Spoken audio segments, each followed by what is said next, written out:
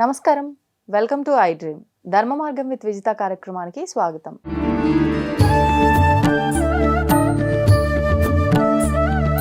ప్రస్తుతం మనతో పాటు ఉన్నారు దివ్య విశ్వశక్తి పరివార్ ప్రచారకులు స్వామి ఓం స్వరూప్ గారు. ఇప్పుడు వారితో మాట్లాడి మరిన్ని విషయాలు తెలుసుకుందాం. నమస్కారం అండి. దివ్య ఆశీస్సులు తల్లి. అయితే కొంచెం ఏదైనా ఇబ్బంది అనిపించినా లేదు అని అంటే కొంతమందికి నిత్యము వెళ్ళే అలవాటు ఉంటుంది, కొంతమంది అప్పుడప్పుడైనా వెళ్తూ ఉంటారు. ఏదేమైనప్పటికీ ఎంత అంటే భగవంతుని మీద ప్రీతి లేని వారైనా సరే, భగవంతుడి పైన భక్తి ఉన్న వాళ్ళైనా సరే, అకేషనల్గా అయినా సరే, రెగ్యులర్గా అయినా సరే ఆలయాలకు వెళ్తూనే ఉంటారు. అంటే ఇప్పుడు ఈ ఆలయంలో ఏదో ఒక శక్తి దాగి ఉంది, ఆ శక్తే పరమాత్మనో లేకపోతే ఎలా నమ్మేవారు అలా నమ్ముతూ ఉంటారు కాబట్టే వెళ్తూ ఉంటారు. అసలు ఈ ఆలయాల్లో శక్తి ఎలా వచ్చింది అంటే కొన్ని ఆలయాలు దేవతలే ప్రతిష్ఠించిన ఆలయాలు అంటూ ఉంటారు. ఉన్నాయి. కొన్ని స్వయంభూ ఆలయాలు స్వామే ఆయన ఇష్ట ప్రకారంగా అక్కడ వెలిశాడు అంటూ ఉంటారు. కొన్ని మానవులు ప్రతిష్ఠిస్తారు, కొన్ని ఏమో ఋషులు మునులు ప్రతిష్ఠించిన ఆలయాలు అంటారు. ఎందుకు అంటే ఇన్ని వ్యత్యాసాలు ఎందుకు ఉన్నాయి ఆలయాల్లో? ఒక్కొక్కరు ప్రతిష్ఠించిన ఆలయంలో ఒక్కొక్క శక్తి దాగి ఉంటుందా? అసలు నిజంగా ఏ ఆలయంలోనైనా శక్తి దాగి ఉంటుందా? కొన్ని ఆలయాలు అసలు పడవబడిపోయినట్టుగా మొత్తం అసలు ఎటువంటి పూజలు ఉన్నప్పటికీ వెళ్తే ప్రశాంతత ఉండదు. కొన్ని ఆలయాల్లోకి వెళ్తే మాత్రం చాలా ప్రశాంతంగా అనిపిస్తుంది. ఎందుకని ఇన్ని వ్యత్యాసాలు స్వామికి సంబంధించిన ప్రదేశంలోనే? దాని గురించి వివరణ ఇవ్వండి. చాలా విశేషమైన విషయము కలిగిన ప్రశ్న సంధించావు నువ్వు బాణంలాగా. తప్పకుండా ఇది ప్రజల హృదయాల్లోకి జొచ్చుకు వెళ్ళేటువంటి జవాబులు తప్పకుండా మనం చెప్దాం. విశేషం బాగుంది మీ ప్రశ్న. ఆలయాలు స్వయంభూ అనే ప్రతిష్ట చేస్తూ ఉంటారు. స్వయంభూ అనేటువంటి పదానికి కూడా ఇంకా లోతుగా వెళ్తే ఆయన ప్రకటితం అవుతారు. స్వామివారు కానీ అమ్మవారు కానీ నేను ఇక్కడ ఉన్నాను అనేటువంటి మన విషయాలు వింటూ ఉంటాం. రకరకాలుగా ఈ మధ్య చాలామంది దేవుళ్ళు అట్లా బయటపడ్డారు, వెలికొచ్చారు. అవి కరెక్టే. ప్రపంచమంతా శక్తిమయం. అండర్లైన్. శక్తి లేకుండా ఏమీ లేదు. విశ్వశక్తి అంతా ఎటు చూసినా ఎటు అసలు దానికి లేని చోటు లేదు. ఆలయాలు శక్తి కేంద్రాలు. శక్తి అక్కడ ఉండి తీరుతుంది. అన్ని చోట్ల ఉంటుంది, అక్కడ ఎక్కువ తక్కువలు ఉంటాయి. ప్రతిష్ఠ చేసే వాళ్ళని బట్టి ఆ శక్తి పుంఖాలుగా పెరిగి ఆలయం అభివృద్ధి చెందుతూ చాలా గొప్ప పేరు ప్రఖ్యాతులు వస్తాయి. ఆ శక్తి పాతము, శక్తి ధారపోయడము ఆ గుళ్ళల్లో ఆ చేసేవాళ్లే ముఖ్యులు. వాళ్ళు కారణ జన్ములయ్యుండి స్తోత్రీయంగా చక్కటి ఆ యొక్క పద్ధతి ఫాలో అయినప్పుడు ఆ శక్తి ప్రసరణ, ధారణ అలాంటివి జరుగుతాయి. అయితే ఈ యొక్క ఆలయాల్లో తిరుపతి ఉంది స్వయంభూ. 7 కొండలకి వర్తించేంతగా ఆ శక్తి ప్రసరణ జరుగుతోంది. అవును, 7 కొండలు. అందుకనే 7 కొండల స్వామి. ఆయన ఉన్నది పైనే, కానీ మొత్తం కొండలు ఎంత పెద్దగా ఉన్నాయో అంతగా ప్రవహిస్తూనే నీరు ప్రవహిస్తుందిగా, అలాగే ప్రసారం జరుగుతూనే ఉంటుంది వరదల్లాగా. అది భక్తి వరద, ఆ స్వామి కృప. వరద అని పేరు కూడా ఉంది స్వామివారికి. అలాగే విజయవాడ కనక దుర్గమ్మ, ఆవిడకి కూడా ఆ కొండంతా విజయవాడ కొండ దిగేంత వరకు బార్డర్ అన్నమాట, అంతవరకు ప్రసారం జరుగుతూనే ఉంటుంది. శివయ్య కైలాస్ మానస్ సరోవర్, అక్కడ కూడా కైలాసం మొత్తం బాగా విశేషంగా జరుగుతూ ఉంటుంది ప్రసరణ. అలాగే మరి స్వామి అయ్యప్ప స్వామిది కూడా ఇప్పుడు కార్తీక శబరి టైంలో ఇప్పుడు 14వ తారీఖు ఉంది కాబట్టి అది కూడా విశేషంగా మకర సంక్రాంతి జ్యోతి దర్శనం కోసం లక్షల మంది, కోట్ల మంది వెళ్తూ ఉంటారు. అది అందరికీ తెలిసిందే. అలా ఒక్కొక్క చోట ప్రత్యేకత కలిగి ఉన్న ఆ దివ్య విశ్వ స్వరూపం, దివ్య శక్తి, సారా అమృతం గురించి ఇప్పుడు చెప్పుకోవాలి. ఒక గుడిలో స్థాపన చేసేటప్పుడు 1000 గజాల వరకు, అడుగుల వరకు రౌండ్గా ఒక బండి చక్రంలాగా గీసి మధ్యలో ఉరుసు ఎట్లా ఉంటుందో అలా స్థాపన చేసిన ముందు వెనకాల అంత 1000 యావరేజ్ శక్తి ప్రసరణ జరుగుతూ ఉంటుంది. ఉమ్, ఆ స్థాపన చేసే అంత పవరు అక్కడ అలా ప్రవహిస్తూ ఉంటుంది. ఉమ్, ఏ దేవుడైనా ఉమ్, చేసే వాళ్ళని బట్టి కూడా ఉంటుంది. అయితే దీంట్లో ప్రదక్షిణాలు తెలియకుండా మన వాళ్ళు, చిన్నపిల్లలు, పెద్దవాళ్ళు, అన్ని ఏజ్ గ్రూప్ వాళ్ళు దండం పెట్టుకొని, ఇలా దండం పెట్టుకొని నామం చదువుతూ గుడి చుట్టూ ప్రదక్షిణాలు చేస్తూ ఉంటారు. వాళ్ళకి ఏమిటి కోరిక కోరితే అది అవుతుంది, భగవంతుడు తీరుస్తాడు, ఆరుస్తాడు, దరి చేర్చుకుంటాడు అనేటువంటి ఒక గొప్ప సంకల్పంతో వారు కోరికను దృష్టిలో పెట్టుకొని నామం చేస్తూ తిరుగుతూ ఉంటారు. వారికి కూడా తెలియని రహస్యం ఇప్పుడు చెప్తున్నా. ఆ, అది విశేషం. కాబట్టి ఈ కింద పారేటువంటి ఆ కిరణాలు, శక్తి కిరణాలు ప్రసరణ ఉమ్, వీళ్ళ అరికాళ్ళకి తగిలి నామం చెప్పేటువంటి ఆ నామ భగవంతుడి యొక్క కృప వీరికి చెందుతుంది, పొందడానికి వీలవుతుంది. ఇన్ని ప్రదక్షిణాలు 21, 100, 50 ఎన్నన్నా చేయని, ఒకటి చేసినా కూడా ఆ పాదాలు ఒక రౌండ్ వేయాలి అంటే ఒక 1000 అడుగులు తిరగాలి.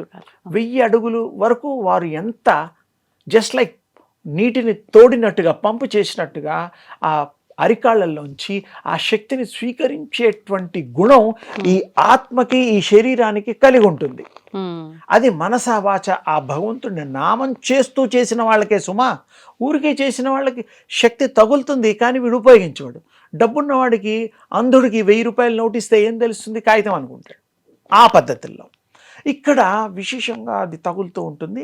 ఆయన కోరికల్ని ఆ భగవంతుడు ఈ ప్రదక్షిణలు చేసిన వాళ్ళకి, ఇప్పుడు వీసా వెంకటేశ్వర స్వామి హైదరాబాద్లో ఉన్నాడు. 110, 1000 కూడా చేస్తూ ఉంటారు లెక్క పెట్టుకుంటూ. అంటే ఏమిటి? అక్కడ ఆ శక్తి కేంద్రీకృతమై ఉన్నది కాబట్టి అది పొంకాలుగా ఆ పంపకాలు జరుగుతూ ఉన్నాయి పాదాల ద్వారా. ఆ ప్రజలకి తెలియని కొత్త విషయం చెప్తున్నాను. ఇప్పటి నుంచి మీరు గుళ్ళో వెళ్ళాలి అని నా ఉద్దేశం. వెళ్ళి ఆ దర్శనం చేసుకోవడమే కాకుండా ప్రదక్షిణాలు కూడా 3, 5, 10, 11 మీ ఓపిక. 3 అయితే కంపల్సరీ చేస్తాం. అవును. అంటే ఆ శక్తిని మీరు పుంజుకుంటారు, స్వీకరిస్తారు నామంతో సహా. నామంలో బీజాక్షరాలు ఉంటాయి. అందుకని ప్రతి గుళ్ళో ఇలాంటి చిన్న గుళ్ళో తక్కువ, పెద్ద గుళ్ళో ఎక్కువ అలా ప్రసారాలు జరుగుతాయి. కాబట్టి విశ్వాంతరాలను కూడా ఈ యొక్క విశ్వ శక్తి ప్రసారం జరుగుతూనే ఉంటుంది. మనం అక్కడ కట్టుబడిగా ఒక కట్టడి చేసి ఒక ఆలయం నిర్మించి మరి కాంపౌండ్ వాళ్ళు ఇలాంటి ధ్వజస్తంభం ఇవన్నీ పెడుతున్నాం లిమిటెడ్గా. ఇంకోటి మనం పూజ చేసే విధానాన్ని బట్టి కూడా అవి లిమిట్స్, అంతవరకు చేయగలిగే వాళ్ళు అంతవరకు చేస్తారు.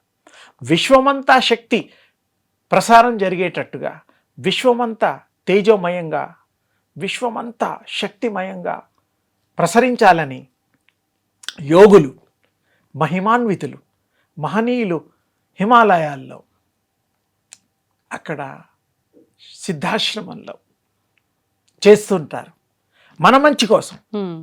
మన ముఖమోహం తెలియదు వాళ్ళకి. అవన్నీ మనకి అనుగ్రహం కలుగుతుంది. శక్తి ప్రకంపనలు, శక్తి ప్రసారాలు అద్వితీయమైన, అమోఘమైన, అనంతమైనటువంటి ఆ తేజో పుంజాలు మన అదృష్టం కొరకు భగవంతుడు ప్రసాదించినటువంటి ప్రకాశాలు, కిరణాలు, కంటికి కనపడని శక్తి కిరణాలు. అందుకని మనం అదృష్టవంతులం, ధన్యులం. పూజలు చేసేటప్పుడు కూడా బీజాక్షరాలు మనం పఠిస్తాం. మనసు పెట్టినా పెట్టకపోయినా అయినా కూడా పఠించేటప్పుడు ఆ బీజాక్షరాలు పలకడం వల్ల ఈ యొక్క విశ్వంలో బీజాక్షరాల్లో ఆ యొక్క శక్తి దాగి ఉన్నది, ఏ బీజాక్షరమైనా. అందుకని ఆ బీజాక్షరాలు ఆ శక్తి దాగి ఉన్నదని గ్రహించి మన పూర్వీకులు ఈ యొక్క పూజల్లో ఆ శక్తి బీజాక్షరాలు, ఉపాసనలు, మంత్రోపదేశాలు చేశారు. అది చదివితే కూడా, నామం చదివితే కూడా మీకు మహత్తరమైన శక్తిని సంపాదించగలుగుతారు. మీకు తెలిసొస్తుంది, ఎదుటివాడిని చూస్తే బాధపడుతున్నాడు అని తెలుస్తుంది. ఆనందంగా ఉన్నాడంటే, నవ్వుతూ ఆనందంగా ఉంటే అది చెప్పక్కర్లా. బాధ తెలుసుకోవడం కష్టం.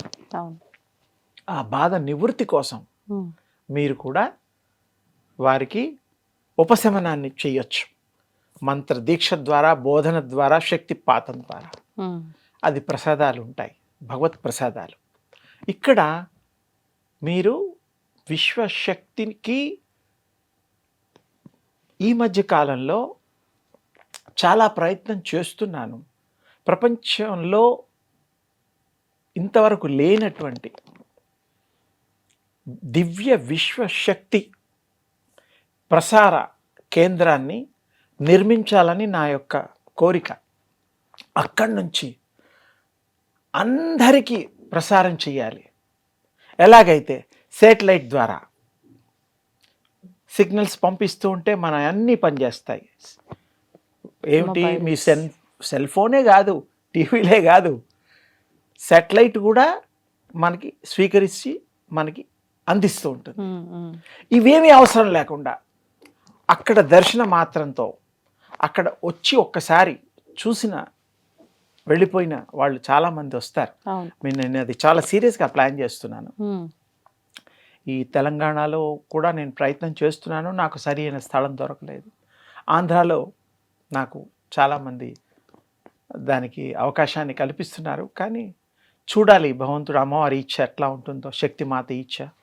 కానీ ఇది తప్పకుండా అందరికీ శక్తి అందిద్దాం, మంచి శక్తిని, అందరి ఆరోగ్యాన్ని, ఐశ్వర్యాన్ని. మనం కోరుకున్న మాత్రం చేత మన కోరికలు తీరిపోవాలి. మనకు శక్తి ఉంటే నడుస్తాం, వింటాం, సంపాదిస్తాం, అన్నీ చేస్తాం. శక్తి లేకుంటే కూర్చున్నవాడు కూర్చున్నట్టే, పడుకున్నవాడు పడుకున్నట్టే, కళ్ళుండా కూడా చూడలేం. శక్తి అవసరం, అది దివ్య శక్తి అవసరం. ఆ దివ్య శక్తిని నా వంతుగా గత 40 ఏళ్ల పైన అందరికీ పంచుతూ, రహస్యాలు చెబుతూ, ఉపాసన మార్గంలో వాళ్ళని క్రమబద్ధీకరణ చేస్తూ, వాళ్ళందరికీ మంచి జరగాలని మనస్ఫూర్తిగా ఏమీ ఆశించకుండా ఇప్పటి వరకు చేస్తున్నాను. మరి ఈ శరీరం ఉన్నంత వరకు చేస్తా. నాకు ఆ అనుగ్రహం వారు ఇస్తారు.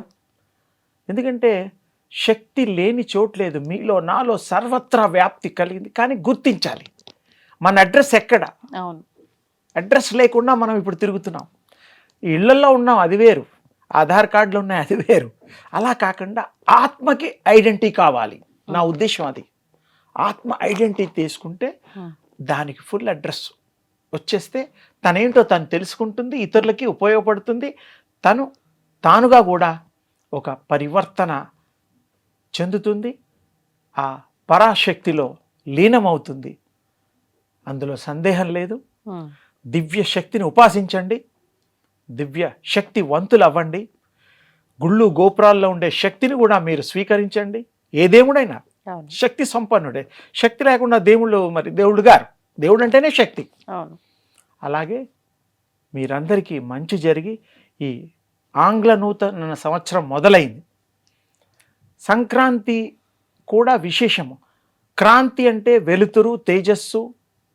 మరి సూర్యుడి యొక్క ఎంత తేజస్సు అంత తేజస్సు.